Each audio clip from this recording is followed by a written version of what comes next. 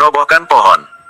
Xiao Yi mengetahui jika ayahnya tampak cemas, beberapa orang terdekat ayahnya keluar masuk paviliun angsa emas dengan tergesa-gesa.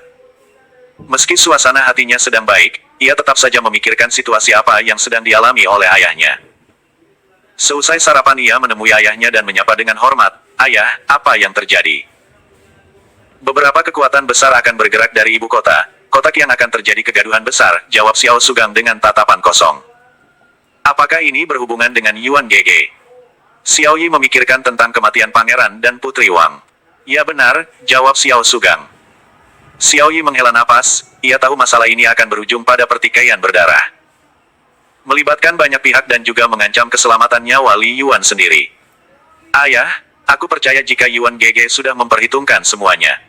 Lihatlah ia masih begitu tenang, tidak ada kekhawatiran sama sekali. Bahkan sepanjang malam kami tidak membahas hal seperti itu," ucap Xiao Yi dengan pipi memerah. "Aku juga berpikir demikian, kali ini aku di sini untuk membuat sebuah pertaruhan. Jika Li Yuan kalah maka aku akan ikut mati dan membiarkan orang lain mengambil alih keluarga Xiao kita. Adapun jika Li Yuan menang maka keluarga Xiao kita akan mengalami pencapaian yang sangat luar biasa," ucap Xiao Sugang dengan serius. Xiao Yi memahami maksud kata-kata dari ayahnya, dalam hal ini keluarga Xiao telah menentukan sikap. Jika kemarin berada dalam tekanan kerajaan, kini secara tegas ayahnya mengambil resiko ikut menentang kerajaan karena berada di pihak Li Yuan. Bagi Xiao Yi sendiri hal ini adalah bentuk pengabdian rasa cintanya pada Li Yuan, jika Li Yuan mati ia pun akan ikut bersamanya.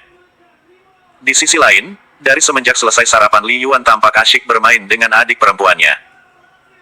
Sementara Li Fu sedang berkultivasi setelah mendapatkan pil dari Li Yuan, hal ini memang salah satu dari tujuan Li Yuan ingin bertemu ayahnya. Li Yuan berpikiran jika klan Li hanya menyisakan ayahnya sebagai seorang tetua, sehingga di masa depan ayahnya akan bertanggung jawab untuk memimpin klan Li. Adapun Li Feng dan yang lainnya akan ia persiapkan untuk membantu, sekaligus mengumpulkan saudara-saudara yang lain yang saat ini bersembunyi dari kejaran klan Liu. "Kakak, apakah kamu kuat?" tanya Li Xiuxia dengan polos. "Tentu saja kakak kuat," jawab Li Yuan sambil tersenyum. "Apakah kakak bisa memukul pohon itu?" Xiuxia berkata sambil menunjuk ke sebuah pohon. "Bisa saja," Li Yuan berkata dengan enteng, lalu menggendong adiknya mendekati pohon yang dimaksud. Li Yuan menyentil pelan pohon tersebut lalu suara gemuruh pun terjadi. Bruak! Pohon besar itu tumbang, membuat Li Xiuxia yang berada dalam gendongan Li Yuan bersorak gembira. "Kakak hebat! Kakak memang hebat!" Li Yuan tersenyum hangat, kepolosan adik perempuannya membuat dirinya melupakan banyak hal. Namun ia merindukan bayangan kehidupan di masa lalu, mengenang masa-masa Li Peiyu kecil saat masih tinggal di desa bambu kuning di pegunungan Guntur. "Apakah kamu ingin menjadi kuat seperti kakak?" tanya Li Yuan sambil menyentuh hidung mungil adiknya. Kata ayah, "Aku tidak boleh telat makan dan harus tidur tepat waktu agar aku sehat." "Anak yang sehat pastinya akan menjadi kuat," kata Li Xiuxia dengan bangga. Mendengar hal itu Li Yuan tidak bisa menahan senyum lebarnya, ia benar-benar merasakan saat bersama dengan orang terdekatnya. Sementara itu di Sekte Pedang Biru, ketua sekte mereka tampak sedikit bimbang. Ia berpendapat sosok Li Yuan tidak sesederhana yang banyak orang pikirkan, meskipun para tetua menyatakan ingin membalas dendam atas kematian Liu Ziong dan juga Jian Xiaoping, ia masih ragu dengan kemampuan pihak lain. Hal yang diketahui berikutnya adalah Li Yuan memiliki pedang spiritual yang luar biasa. Yao Ming sedikit khawatir jika itu adalah pedang legendaris yang merupakan benda pusaka Sekte Pedang Biru itu sendiri. Pedang tersebut menjadi pertaruhan antara dirinya dengan ketua Aula Naga di masa lalu, meski bertarung dengan adil hal itu masih sulit ia terima hingga sekarang. "Ketua mohon petunjuk," suara seorang tetua terdengar mendesak. "Aku masih ragu, sebaiknya tidak tergesa-gesa dalam mengambil keputusan," Yao Ming berbicara dengan tenang. "Jika kita tidak memanfaatkan situasi ini, maka Sekte Pedang Biru akan dianggap lemah. Kematian Jian Xiaoping perlu dibalaskan apapun pertaruhannya atau kita tidak memiliki muka sama sekali," ucap tetua lainnya. Sebagai seorang ketua sekte, Yao Ming merasa serba salah. Hal yang dia khawatirkan sebenarnya adalah jika pihak lain ternyata memiliki hubungan dengan orang yang pernah mengalahkannya 10 tahun silam. "Dalam hal ini aku tidak bisa mengambil keputusan dan menyerahkannya kepada kalian dengan bijak. Namun aku perlu menyampaikan pandangan, pemuda itu sepertinya memiliki hubungan dengan seseorang yang tidak bisa kita singgung," Yao Ming berkata dengan suara yang tegas, lalu ia pergi. 5 orang tetua yang hadir hanya mencibir, Mereka beranggapan jika ketua sekte membenci Jian Xiaoping di masa hidupnya dan membiarkan pembunuhnya tetap hidup dengan bangga. Namun mereka mengabaikan Yao Ming, serta memutuskan untuk pergi ke kota Qiang membawa beberapa orang murid. Di sebuah ruang pertemuan, seorang pria parubaya bernama He Xuanje sedang menunggu kedatangan seseorang yang berasal dari ibu kota kerajaan. Sebagai seorang pemimpin kelompok 7 hantu kota Qiang, ia sudah meminta bantuan terkait keberadaan Li Yuan untuk membunuhnya juga. "Selamat datang kakak kelima," sapa He Xuanje dengan sopan. "Bagaimana keadaannya?" tanya hantu kelima. Pemuda itu masih ada di kota ini, ia baru saja membunuh pangeran dan juga putri Wang. Kini ia bersembunyi di paviliun angsa emas untuk meminta pertolongan, ucap He Xuanje yang juga merupakan hantu keenam. "Pantas saja ku dengar Patriark Xiao banyak merekrut pendekar ahli di ibu kota." Hantu kelima tersenyum ringan dan mencoba mengerti situasinya. "Bagaimana dengan keluarga kerajaan?" tanya He Xuanje penasaran. "Seharusnya sebelum sore ini mereka tiba dengan kekuatan 5.000 pasukan," jawab hantu kelima dengan santai. "Oh, sepertinya balas dendam kita akan sedikit lebih mudah," ujar He Xuanje. "Itu sudah pasti. Mulanya kakak ketiga dan keempat juga akan datang, namun mendengar para tetua sekte pedang biru juga hadir mereka akhirnya mengurungkan niat tersebut," ungkap hantu kelima. "Pemuda itu telah menyinggung banyak orang, hari ini bencana kematiannya tidak akan bisa terelakkan. Meski dewa datang membantu, kemalangan anak itu tidak bisa dicegah." He Xuanje bernapas lega, kekhawatirannya menjadi hilang. Menghancurkan kekuatan utama kota Qiang. Di paviliun angsa emas, Li Yuan menyadari jika Xiao Yi dan ayahnya merasakan kecemasan. Oleh karena itu setelah bermain bersama dengan Xiuxia, Li Yuan segera menyiapkan untuk membangun sebuah formasi untuk melindungi seluruh wilayah bangunan tersebut. Li Yuan mengambil langkah demi langkah dan berjalan memutari paviliun angsa emas, membuat segel untuk mengamankan aset dari nona muda yang kini sudah menjadi wanitanya tersebut. Melihat tindakan yang dilakukan oleh Li Yuan, Xiao Sugang bersama putrinya mulai bernapas lega. Sebelumnya mereka tidak berani mengganggu waktu kebersamaan Li Yuan dengan adiknya tersebut. Xiao Sugang melihat kepiawaian Li Yuan penuh dengan kebanggaan. Sebagai seseorang yang berasal dari sekte Raja Wali Emas, kemampuan Li Yuan tersebut sungguh mengagumkan, mirip seperti master formasi. Setelah selesai mengelilingi paviliun dengan teknik penyegelan, kini Li Yuan menghampiri Xiao Yi lalu berkata, "Sebaiknya kamu menunggu di dalam dan biarkan beberapa orang saja yang berjaga di sini." "Apakah semua akan baik-baik saja?" tanya Xiao Yi dengan cemas. "Tidak usah khawatir, mereka yang akan datang belum memenuhi kualifikasi untuk bertarung denganku," ucap Li Yuan dengan lembut. "Kamu hati-hati, jangan ceroboh." Xiao Yi memeluk Li Yuan dan berkata dengan lembut. "Ya," jawab Li Yuan dengan yakin. Beberapa orang masih beristirahat di dalam paviliun setelah serangan dari orang-orang putri Wang Yue kemarin. Mereka masih memulihkan diri, termasuk 2 orang pendekar yang dikirim oleh naga biru untuk menjaga keselamatan Xiao Yi. Sedangkan 3 orang pendekar yang sebelumnya melindungi Li Fu kini sudah bergabung di paviliun angsa emas. Kini 3 orang pendekar tersebut ikut berjaga di depan pintu masuk, menyaksikan satu persatu orang yang mulai berdatangan. Gemuruh.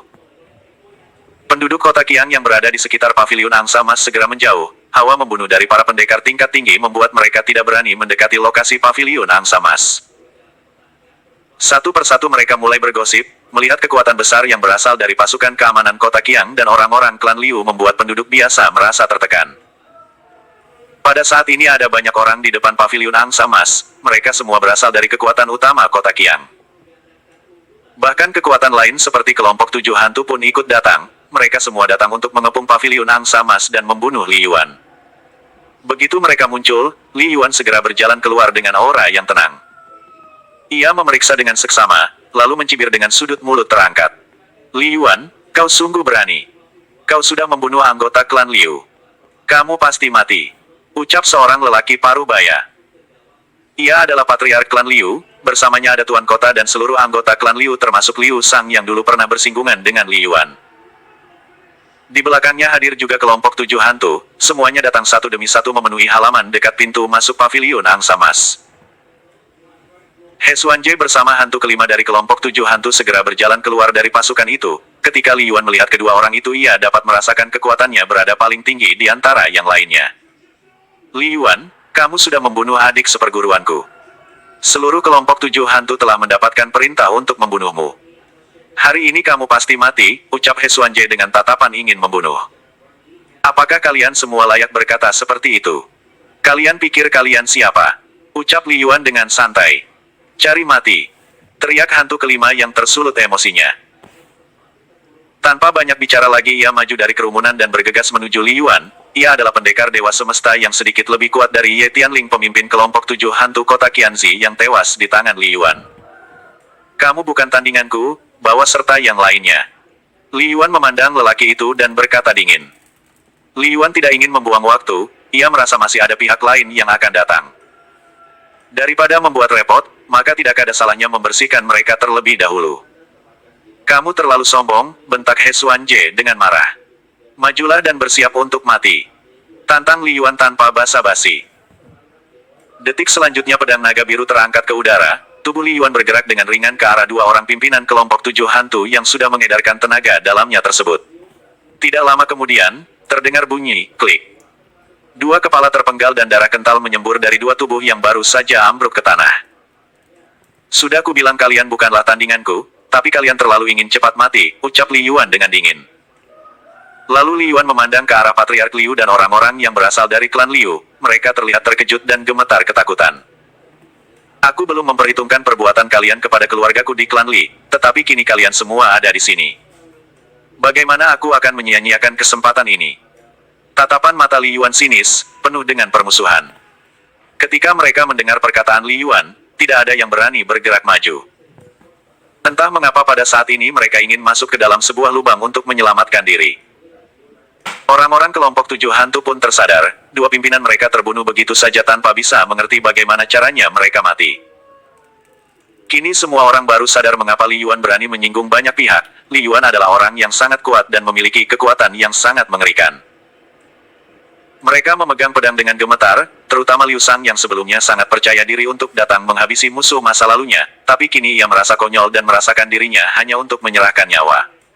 Li Yuan menyipitkan matanya, lalu tiba-tiba ia kembali mengangkat pedang naga biru ke udara. Sebuah cahaya berwarna biru keemasan menyala terang, energi pedang yang sangat tajam tercipta dan menebas ke arah kumpulan orang-orang klan Liu dengan ganas. Wajah Tuan Kota dan Patriark klan Liu terlihat sangat jelek, namun ia tidak bisa bergerak untuk menyelamatkan diri. Energi pedang yang dikeluarkan Li Yuan telah mengunci mereka untuk pasrah menerima takdir kematian mereka. Udara seperti terdistorsi dan terkurung pada satu titik lalu pecah dan menyebar dengan energi yang penuh tekanan. Bumim. Sebuah energi pedang yang sangat tajam meledak dan menyapu seluruh pasukan yang terdiri dari orang-orang klan Liu dan juga kelompok 7 hantu tersebut. Tubuh mereka semua terbelah menjadi dua, beberapa lainnya berubah menjadi bagian yang terpotong kecil-kecil dan jatuh berserakan. Orang-orang yang berada di pihak Li Yuan sangat terkejut, mereka baru saja melihat cara brutal Li Yuan dalam menghabisi lawannya dengan tidak berkedip. Adapun Xiao Sugang yang merupakan ayah dari Xiao Yi hampir terjatuh pingsan saat melihat kematian ratusan orang tersebut yang berlalu dengan sangat cepat. Dari seluruh rangkaian peristiwa, hanya satu tarikan napas bagi Li Yuan untuk menghancurkan kekuatan utama kota Qiang. Serangan formasi bintang biru. Beberapa pasang mata yang menyaksikan tindakan sepihak Li Yuan bergidik ngeri. Mereka adalah mata-mata yang dikirim Raja Wang dan juga dari kelompok 7 hantu. Perasaan superior yang semula mereka miliki kini hilang begitu saja, tidak mau mengambil resiko lebih jauh mereka semua melarikan diri dan melupakan tugas mereka. Li Yuan tentu saja tidak membiarkan jaringnya bocor lalu membiarkan ikan lolos begitu saja. Dengan teknik langkah petir ia bergerak dan menghancurkan setiap tubuh dengan satu tamparan. Beberapa penjaga yang bertugas di gerbang masuk tidak dapat melihat gerakan Li Yuan dalam membunuh, namun detik berikutnya kabut darah tercipta dan menimbulkan letupan teredam di udara membuat mereka kembali bergidik ngeri. Detik berikutnya bibir Li Yuan tersenyum tipis, pada jarak tertentu ia merasakan getaran kekuatan kecil dari arah tertentu. Ia melangkah mendekati beberapa sudut paviliun angsa emas, memastikan tidak ada kerusakan atau kebocoran terhadap formasi yang ia buat sebelumnya. Ia juga memastikan tidak ada lagi pihak lain yang lolos, ia juga memastikan semuanya baik-baik saja. Setelah semuanya baik-baik saja, Li Yuan menghampiri Xiao Sugang yang kini bukan lagi orang lain bagi Li Yuan. Bagaimana ini? Apakah tidak masalah jika kamu hanya sendirian? Tanya Xiao Sugang dengan cemas. Saat ini ia menyaksikan pasukan berkuda mulai berdatangan, dari kelompok kecil hingga dalam beberapa saat sebuah kekuatan dari istana kerajaan berbaris dan menimbulkan gemuruh di sekitar paviliun angsa emas. Biarkan mereka datang untuk mencoba kemampuan mereka, jika tidak maka anggap saja mereka hanya mengantar nyawa. Li Yuan mengangkat kedua bahunya, terlihat cuek. Sebaiknya ayah mundur sedikit lebih jauh, satu hentakan pedang ini memiliki efek kejut yang lumayan, ujar Li Yuan memberi saran, pedangnya masih terhunus dengan aura tajam. Xiao Sugang agak tidak mengerti, namun ia tidak berani mengabaikan ucapan dari pemuda yang sudah ia anggap menantu tersebut. Baru saja ia melihat kekuatan klan Liu hancur, mencaplok dan mengakuisisi aset klan Liu akan berjalan dengan lancar setelah pertarungan ini. Memikirkan hal ini saja Xiao Sugang merasa telah mendapatkan keberuntungan, berada di pihak Li Yuan mulai mendapatkan keuntungan. Dari waktu ke waktu suara gemuruh dan pekikan para prajurit semakin banyak dan terdengar seperti genderang mematikan. Melihat ribuan pasukan yang mengepung paviliun angsa emas membuat Li Yuan tidak gentar sama sekali, dia dengan tenang mengedarkan tenaga dalamnya lalu berkata, "Aku bukanlah orang yang kejam, bagi kalian yang menginginkan kehidupan silahkan pergi. Namun jika kalian sudah tidak sabar ingin bertemu dengan Raja Neraka boleh maju." Beberapa orang prajurit terdiam dan saling pandang, beberapa lainnya melirik tumpukan mayat yang berada di dekatnya. Namun mereka tidak berniat mundur, berpikir seorang diri menghadapi ribuan musuh tidak akan mungkin selamat. "Dasar sombong, kau hanyalah semut kecil dan sebentar lagi akan binasa," ucap seorang pemimpin, dia adalah panglima perang yang memimpin pasukan tersebut. Li Yuan melangkah dengan tatapan membunuh, semburan energi segera menjalar dari tubuhnya ke pedang naga biru. Detik berikutnya, tempat yang semula ramai dan panas dengan teriakan prajurit kerajaan Wang berubah hening. Energi pedang yang dahsyat baru saja memercikkan energi kematian kepada lebih dari setengah jumlah prajurit, menyisakan pemandangan mengerikan hanya dalam satu kali tebasan. Secara naluriah prajurit yang berada di barisan belakang tercengang, keterkejutan mereka berangsur menjadi kengerian. Selanjutnya mereka membuang senjata dan mundur ke belakang. Bagaimana ini mungkin? Gumam Xiao Sugang kebingungan. Baru saja ia merasa terintimidasi dengan kedatangan ribuan prajurit kerajaan, namun belum sempat ia menelan ludah pemandangan pembantaian sepihak terjadi begitu saja. "Apakah kalian masih bersembunyi? Keluarlah!" ucap Li Yuan dengan tatapan sinis. "Cukup mengesankan, pantas saja kau bisa bersikap begitu sombong." Seorang tetua sekte pedang biru keluar dari rombongan, beberapa lainnya mengikuti dan tidak lagi menahan diri. "Tetua, itu dia yang membunuh Liu Xiong dan juga gurunya," seorang murid berteriak, dia adalah murid yang mengikuti kompetisi antar sekte.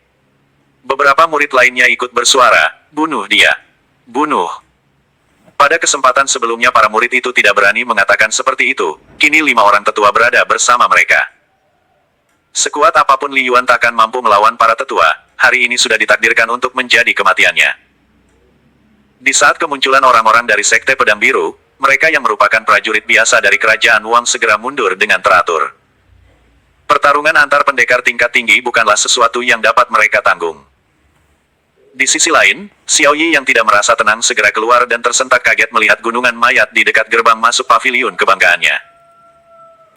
Ia melangkah perlahan menuju ayahnya dan tidak berani mendekati lokasi pertarungan, ia hanya melihat Li Yuan dari arah belakang, sosoknya masih berdiri tegak dengan pedang terhunus. "Aku tidak salah menunggumu," gumam Xiao Yi, air mata harunya pun tak sadar menetes. Di area pertempuran, Li Yuan memandang ke arah 5 orang lelaki parubaya yang baru saja menampakkan diri, wajah mereka terlihat ganas dan kejam. Dari sepintas pandang, ia tahu jika pihak lain berasal dari Sekte Pedang Biru. "Aku belum sempat mengunjungi tempat kalian, tapi sepertinya kalian terlalu cepat ingin mati," ucap Li Yuan dengan nada menyindir. "Jadi kaulah yang telah membunuh salah satu tetua, nyalimu cukup besar," seorang tetua lainnya berkata, wajahnya menunjukkan permusuhan. "Hahaha. Aku bertarung dengan adil, tapi salah satu dari kalian begitu tidak tahu malu," Li Yuan berkata acuh tak acuh. "Kurang ajar, kamu pikir kami bisa dikecoh dengan ucapanmu," sahut tetua lainnya. "Jika kalian juga ingin mati, maka segeralah dan jangan terlalu banyak omong kosong," balas Li Yuan, ia terlalu malas berdebat dengan domba tua seperti mereka. Melihat keadaan seperti ini Li Yuan akan merasa percuma menjelaskan apapun kepada mereka, sebagai sekte besar seharusnya mereka bisa berbuat lebih bijak sejak awal. Berikutnya 5 orang tetua saling pandang, wajah mereka tampak gelap karena menahan kemarahan. Kelimanya mengangguk dan melompat ke udara, mengepung Li Yuan menggunakan formasi berpedang yang dimiliki oleh Sekte Pedang Biru. Para murid tercengang, mereka tidak menduga jika sejak awal para tetua langsung menggunakan keahlian formasi berpedang, apa yang dilakukan oleh para tetua merupakan formasi tertinggi sekte dan dimainkan oleh para tetua. "Formasi bintang biru," teriak seorang tetua dengan serius. Selanjutnya para tetua bergerak dengan posisi yang aneh, gerakan mereka terlihat gesit dengan pedang berputar di udara. "Hahaha. Dia pasti mati, ucap seorang murid sambil tertawa senang. Ia tidak bisa menahan kegembiraannya. Teknik formasi bintang biru adalah teknik andalan Sekte Pedang Biru dengan melibatkan 5 orang. Semakin tinggi kekuatan orang-orangnya maka tingkat keefektifan formasi tersebut dalam menjebak lawannya akan semakin kuat. Mereka semua bergerak seperti hantu, menciptakan gelombang serang dengan kekuatan yang mampu membunuh pendekar Dewa Semesta. Bahkan jika itu adalah ketua sekte maka mustahil bisa keluar hidup-hidup dari kepungan formasi tersebut. 1. Sebuah kepercayaan yang tulus. Bunuh. Teriak seorang tetua di dalam formasi, lalu bergerak dengan seorang tetua lainnya. Energi pedang yang kuat menyapu ke arah Li Yuan, seolah mengirim gelombang kematian yang sangat tajam. Sementara 3 orang tetua lainnya juga bergerak dengan sangat cepat seolah mendahului dari arah yang berbeda. Mereka bergerak membawa energi kejut untuk membuat pihak lawan tertipu. Sementara tebasan utama terletak pada 2 orang tetua lainnya yang baru saja maju dengan menggunakan perpaduan teknik pedang ilusi. Namun hal yang tidak terduga adalah jika Li Yuan bergerak di bawah tekanan energi pedang, ia menghilang dan kemudian muncul di belakang. Atas tindakan Li Yuan ini seorang tetua yang menjadi inti formasi terkejut, namun detik berikutnya sebuah sabetan pedang membuat lengan tangan tetua tersebut tercabik dan hancur bersimbah darah. Tidak ada yang menduga jika Li Yuan akan bereaksi seperti itu, menarik lengan seorang tetua dan menghancurkan semudah merobek kertas. Para tetua lainnya tercengang, kemampuan Li Yuan dalam mengacaukan formasi begitu cepat. Detik berikutnya mereka melihat bayangan sinar yang menebas mereka satu persatu. Selas, selas, selas. Li Yuan yang mengamuk di dalam pusaran formasi itu menimbulkan sensasi menakutkan bagi semua tetua. Hanya dalam sekejap mereka semua kehilangan lengan dan membuat pedang mereka jatuh seperti terlempar dari titik buta. Belum hilang keterkejutan para tetua sekte pedang biru tersebut, tebasan cahaya pedang berwarna biru keemasan menyala terang. Menyapu tubuh mereka dan mengubahnya seperti layaknya embun beku. Ini, bagaimana mungkin? Ucap seseorang yang berasal dari kelompok murid sekte pedang biru. Bagaimana ini bisa terjadi? Sementara yang lainnya terpana, gerakan Li Yuan dalam pusaran formasi yang sangat mereka banggakan telah meruntuhkan kepercayaannya. Satu persatu tubuh tetua menyisakan kepedihan, mereka adalah tetua yang sangat disegani di Sekte Pedang Biru. Namun Li Yuan menebas mereka seperti menebas tahu, menghancurkannya dengan tebasan aneh. Saat mereka melihat cahaya berkilauan, desiran-desiran terdengar memilukan diiringi potongan tubuh yang berjatuhan ke tanah. Detik berikutnya sebuah pedang terbang ke udara, mengeluarkan bunyi desir dan menimbulkan kilatan cahaya pelangi. Detik berikutnya tubuh para murid Sekte Pedang Biru berubah menjadi darah dan air, mereka tewas dengan tubuh meledak tanpa sempat melarikan diri. Wajah para prajurit istana kerajaan menegang, mereka yang semula berjumlah 5.000 orang kini menyisakan kurang dari 2.000 orang. Setelah panglima perang mereka tewas dalam aksi tebasan sebelumnya, kini mereka hanya bisa bersimpuh pasrah. Li Yuan memandang ke arah pasukan yang tersisa, lalu berkata, pulanglah kalian ke rumah masing-masing. Jika aku melihat kalian masih berada di istana kerajaan maka tidak ada kesempatan kedua saat aku berkunjung ke sana. Mendengar perkataan Li Yuan barusan seperti baru saja mendapat pengampunan dari surga, mereka bangkit dan berlari meninggalkan lokasi tersebut sekuat tenaga. Ibarat tahanan yang baru saja dibebaskan, mereka berteriak energi melebihi semangat mereka ketika pertama kali datang tadi. Li Yuan membiarkan mereka yang bisa menghargai kehidupan, namun Li Yuan akan bertindak bengis bagi mereka yang tidak menghargainya. Xiao Yi dan ayahnya tidak kuasa menahan tertawa melihat ribuan pasukan yang berlari kocar-kacir, mereka yang semula menegang kini bisa melihat perubahan situasi yang menguntungkan. Li Yuan melihat gunungan mayat, lalu menggerakkan tangannya menyebabkan badai angin dan mengumpulkan mayat-mayat menjadi satu titik. Selanjutnya ia memandang ke arah gunungan mayat itu lagi, mengumpulkan konsentrasinya dan mengeluarkan energi internalnya ke dalam telapak tangannya. Dalam sekejap sebuah energi menyerupai bola raksasa tercipta, menimbulkan sensasi menakutkan dengan kilatan petir yang berderak. Bumim. Li Yuan menghentakkan bola energi yang mengandung kekuatan dahsyat, menyapu gunungan mayat lalu berputar dengan hawa panas yang dapat dirasakan pada radius ratusan meter. Selama beberapa saat bola energi itu mengepul dan menghilang, menyisakan pemandangan bersih tanpa ada lagi mayat yang terlihat. Yang ada hanyalah aroma daging terbakar yang selanjutnya hilang terbawa angin dan menyebar ke seluruh kota Qiang. Pada saat yang bersamaan, orang-orang dari dalam paviliun angsa emas keluar. Mereka benar-benar tercengang, meski mereka tidak melihat adegan bagaimana Li Yuan membantai musuh-musuhnya, namun dari aura yang tertinggal tampak terjadi peristiwa yang memilukan beberapa saat lalu. Kakak hebat! Kakak hebat, suara Li Xiuxia memecahkan keheningan, Semua orang melihat ke anak perempuan itu. Li Yuan membalikkan badannya, melihat ke arah adiknya dengan tatapan lembut. Aura membunuhnya seketika lenyap saat merasakan perhatian dari adiknya tersebut. "Apakah kamu baik-baik saja?" tanya Li Yuan sambil mendekat ke arah Li Xiuxia. "Tentu saja, aku ingin membantumu tetapi ayah melarangku," ucap Li Xiuxia dengan polos. Mendengar perkataan putrinya, Li Fu tersenyum ringan. Ia baru saja selesai menerobos setelah meminum pil yang diberikan oleh Li Yuan. Namun di saat ia ingin merasakan kegembiraan, ia jelas merasakan keadaan mencekam yang menyelimuti paviliun angsa mas. Ia segera mencari anak dan istrinya, memastikan keadaan mereka baik-baik saja. "Kakak kuat, bahkan kakak bisa menghancurkan pohon besar. Pastinya kakak tidak terkalahkan," ucap Li Yuan sambil terkekeh. Orang-orang yang melihat perubahan cepat pada diri Li Yuan hanya bernapas lega, mereka sebelumnya berpikir jika Li Yuan bukanlah manusia. "Baguslah kalian semua baik-baik saja," ucap Li Yuan sambil melihat seluruh situasi dengan baik. "Bagaimana situasimu?" Giliran Xiao Yi yang bertanya, ia mendekati Li Yuan dengan rasa khawatir.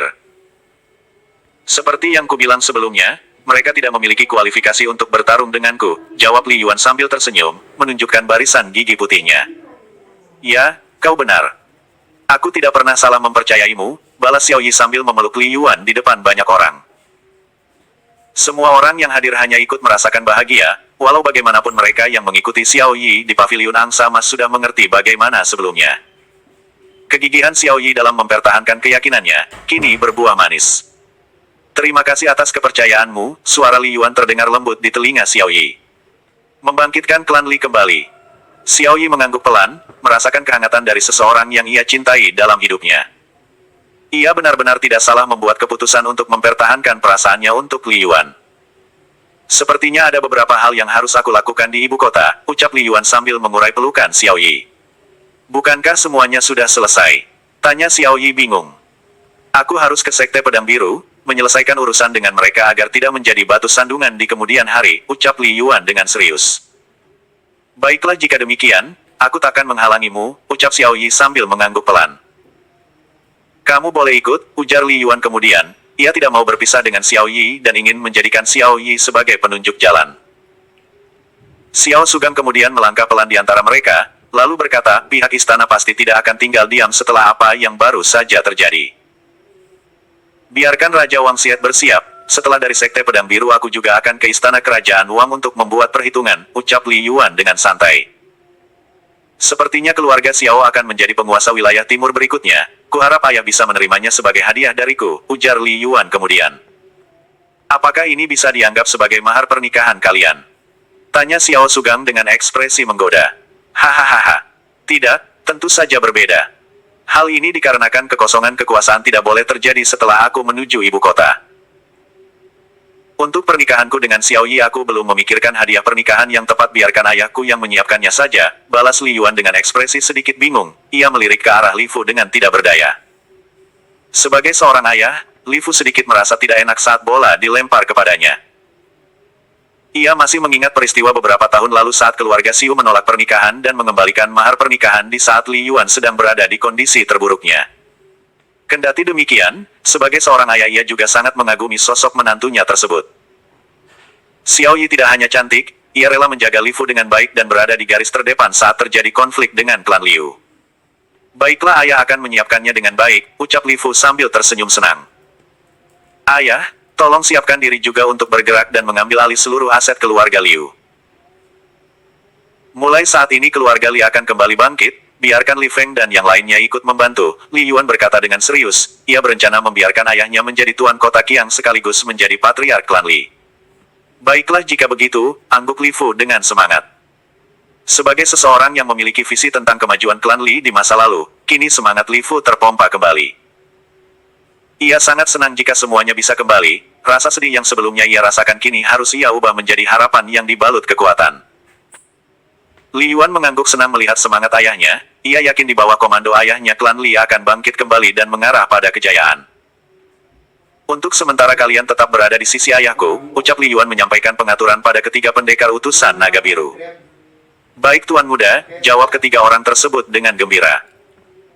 Setelah melihat kekuatan Li Yuan saat membantai ribuan pasukan dan juga para pendekar ahli, mereka jadi semakin bangga berada di sisi keluarga tuan muda Aula Naga tersebut.